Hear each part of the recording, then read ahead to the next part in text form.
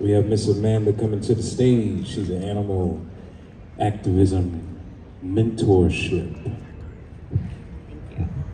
Thank you so much. So, thank you all so much for coming out today. I always like to gauge the audience before my speech. How many of you are pre-vegans? I see some hands. Don't be shy, throw them up. Awesome, thank you guys so much for coming and supporting this amazing event today. I hope that you're enjoying the food, checking out the nonprofit, and the wonderful vegan desserts that we have here. I am Amanda. Some of you may know me as Murphy. I am now Delzyke. I also go by the activism handle Gym City Vegan because we are in Dayton. This is the Gym City, and this is my hometown and where I was born and now live. So a little bit about my story. I went 34 years roughly as a pre-vegan, not yet realizing what I was consuming or who I was consuming, as well as the demand that I was causing when I would buy animal pieces and secretions when I would go to the grocery store. So fast forward to 2017, I started watching Netflix documentaries like What the Health, and started doing a little bit more health-related research, realized, oh wait, if I eat these plants, those things actually kind of help with blood work.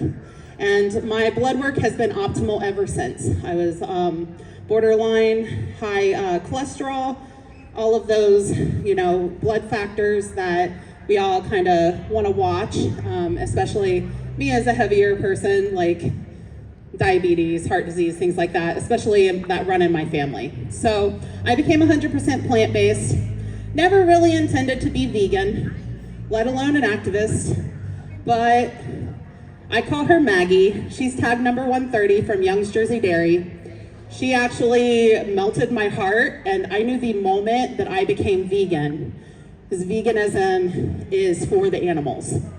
So with that, I wanted to figure out how I could speak up for her. So it's really important that animals do have a voice, but we need to amplify them. So I needed to figure out how I could speak up for her. So during work, a lot of times people don't realize what veganism is, and I work in a big office where a lot of people bring in food. And so one of the things that I did to try to ignite other people was I would make full meals and everything, especially during Thanksgiving in the office even, I would make a seitan roast and all these wonderful homemade things and have people try them and they would love them and it was amazing. It's oh, and no animals had to die for this. So with getting active, the best thing that I found was finding local vegans. And with those local vegans, there were some activists. And then I could figure out, okay, how do I get involved in speaking up for the animals? So locally, I started doing some grassroots movements. There were some of us, if you were not aware, a few years ago, Antioch College had 9 lambs that we were trying to save from slaughter. They had a farm-to-table program where they were using living lambs as lawnmowers, and then that fall they were going to slaughter them and feed the students at the college. So we kept trying to save them, we had homes for them, and one day they disappeared and the college never told us what happened to them. So we had held a vigil. So all of those things were grassroots efforts where we just organized, showed up, and were there to speak up for the animals. Other ones is when a circus comes through town or the professional bull riding. And there is a meetup group here in Dayton where they'll meet up at different restaurants and things to have conversations and enjoy vegan food together. But there's a multitude of ways for us to get active for the animals. I feel that, my personal opinion, veganism is the least we can do for the animals. Taking them off of our plate is the bare minimum of what we can do, but there's always so much more that we can do. Whether you want to do online activism, I'm going to go over some ways that you can get active. Don't fear solo activism. I've done a lot of that. One sign being held up can plant a seed for so many people and still be there for the animals in whatever you're speaking up for, whether it be for fur or circus or PBR. They deserve to have their voices amplified.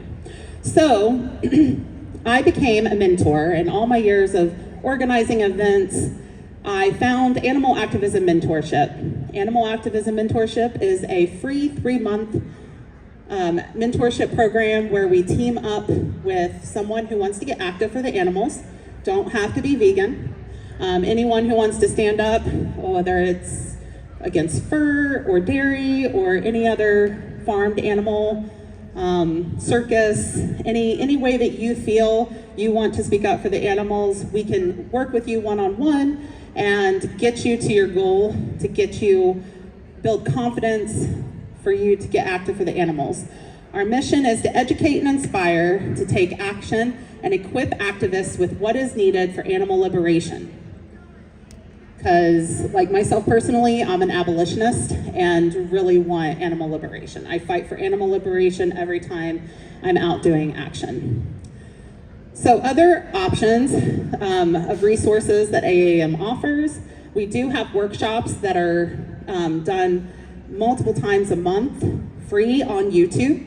They're also archived on YouTube, so you can always go back and re-watch something. So you can find them on YouTube as Animal Activism Mentorship. Please subscribe and like us, follow the workshops. We also have a podcast called The Liberation Hour, where we interview different organizations and sanctuaries and other activists that are doing amazing things for the animals. Again, that is also archived on YouTube, so you can go back and listen to it. It's also on Spotify and any other podcast platform. They also do 1 to 3 newsletters each month. You can go to animalactivismmentorship.org, I think, and sign up for the newsletters. We actually just, Ohio Occurrence was in the recent newsletter, but I'll talk about that a little more later. We do provide live tours where activists can get involved, build confidence, and have the experience of doing activism with more seasoned activists, because that helps with confidence and experience, being able to do something you wouldn't normally do and having a comfort level of having someone that's already experienced that help you through that. AAM is also a nonprofit organization and runs solely off of donations. We do have a Patreon account, as well as a Cash App, which is $donate AAM. And when it comes to the tours, the live tours that we do, they started back in Florida and did it kind of like a Florida tour, and then they moved up to Carolina and Georgia. Chicago has had a convergence a couple of years. Atlanta, we were in Washington, D.C. this past March. They also did Colorado and Portland this summer. And then here locally in Ohio, we did the 2nd annual Ohio Occurrence. So last year we were in Cleveland, Ohio, and we did a sanctuary visit. We did a 4-H fair protest, did an LVMH anti-fur protest, zoo. We did a beach cleanup with Sea Shepherd, did some workshops, gave out some free vegan food, did an aquarium. And this year we did Cincinnati, Ohio. And in Cincinnati, Ohio, we teamed up with Slaughter Free Network and did Cook Foods. So if any of you are Hamilton County or Butler County residents, Fairfield is working with a private organization, Cook Foods, and they actually just spent $5 million of taxpayer money to put in a reservoir for Cook Foods. So the city of Fairfield does not utilize any of that, and it's only for the chicken processing plant. And all those tax dollars went to help a multimillionaire who is a privately owned company. So we were asking the mayor of Fairfield to pay the people back. We also went to a couple of hatcheries, including a chicken hatchery, a fish hatchery, did some free food giveaway with the plant-based treaty, did Worldwide Vegan Chalk Night, did some horse racing protesting, and did a vigil for the 6 lives that were lost at Belterra Park this past season. We also am asking Starbucks to reduce or get rid of their upcharge for non-dairy plant-based milk. And we also did some stuff with UC against animal testing, as well as a Cube of Truth with Anonymous for the Voiceless, as well as a zoo and aquarium protest, because captivity is not conservation. So, I think I lost a little of my thing here. So, in the plethora of mentors that we have with AAM, all of them have different experience in different areas. And I'll just kind of go over a few different types of actions that you can take, depending on your how comfortable you are with getting out there. So a regular protest would be something that you would stand out in front of the circus or a rodeo for fur, PBR, for any particular type of food, like a meat market if you want them to go plant-based instead. There are also pressure campaigns. Currently, AAM is in partnership with Coalition to Abolish the Fur Trade, and we're trying to get LVMH, who is the parent company of organizations like Louis Vuitton, Christian Dior, Tiffany & Company, Bulgari. There's like 20 plus organizations under LVMH, and we're asking them to do a public fur-free policy. As well as Cook Foods. They're always, it seems, on our radar because they're always trying to use taxpayer money to fund their private organization. There are also political actions that you can do. These can include petitions, or like we did with the Cook Foods up in Fairfield, where you can do like a disruption of the city hall, or like attend the city hall meetings and try to vote against the things that you don't want in your city.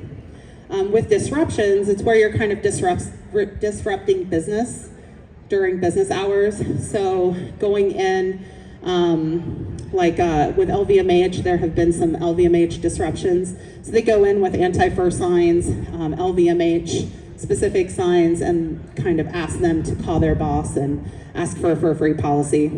There are also demos. We have a local organization called Anonymous for the Voiceless.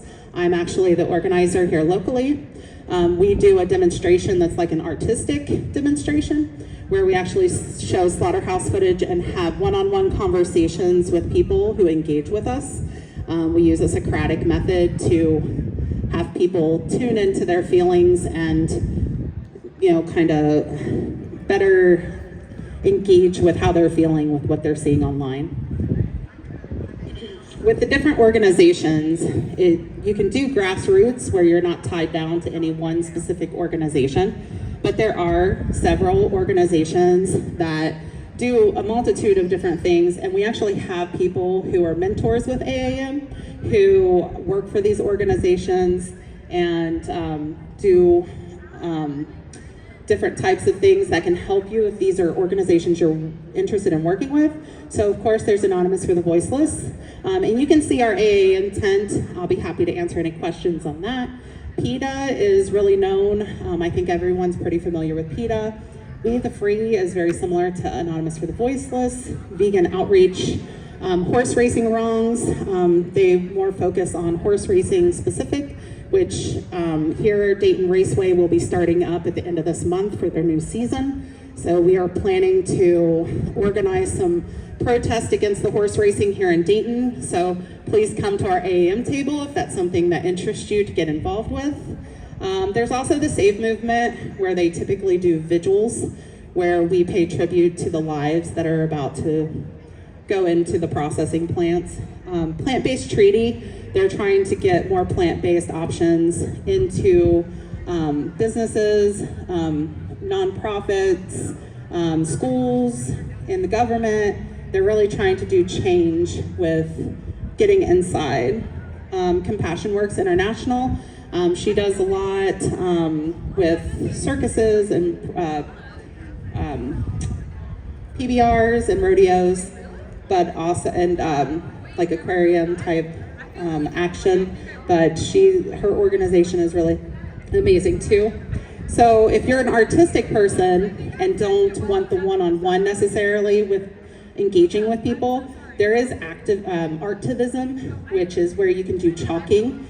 So you literally you can go to the Dollar Tree, pick up some chalk and put compassionate messages on the ground.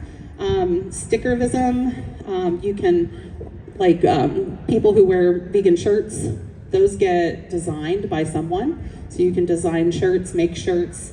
Compassion Company is one of my favorite vegan shirt companies. Painting and art, that can always be very impactful and very powerful. Magnets, stickers, anything like that, to just get the visual out there to people. Also, National Animal Rights Day, it's like an annual vigil where they take tribute to the lives lost of the animals in the animal agriculture industry. If you're more wanting the one-on-one with animals, there are sanctuaries that you can volunteer with. Here locally, we have Foreverland Farm. I know that they're going to be having a Halloween event coming up, probably closer to next month than Halloween. Stalls No Harm Farm, kind of close to Cleveland. Good Shepherd, Red Oak Animal Rescue, they actually have an event coming up on the 30th of September. They're down in New Richmond, Ohio. Sunrise Sanctuary, LASA, Wild Again. And with these sanctuaries, you can do fundraisers for like your birthday or anytime. You can also volunteer there. There's also transport and rescue that helps the sanctuaries, or in working with the sanctuaries, if you find an injured animal, to rescue them, get them care, and then find them a forever home. I do some of that as well. Quick story on that. Agatha, who is at Foreverland Farm, my birthday, November 30th, several years ago, we actually spent 2 days trying to rescue her. She jumped off of a transport truck and was running along the side of 75 South, right by the fourth, fourth mile marker down by Cincinnati. But we finally got her, and now she's very healthy, living out her best life at Foreverland Farm. There are speaking engagements like what I'm doing here. That helps with getting your experience and what you're familiar with out to the public. Table events, as you can see, we have a couple of nonprofit organizations here like ours, Animal Activism Mentorship, and then Paw Patrol is here, and also Northwest Ohio Vegan Advocates. So having the table events, these help educate the public, get people information, and allow them to ask questions one-on-one. If you don't want to get out at all, there's also online actions that you can do.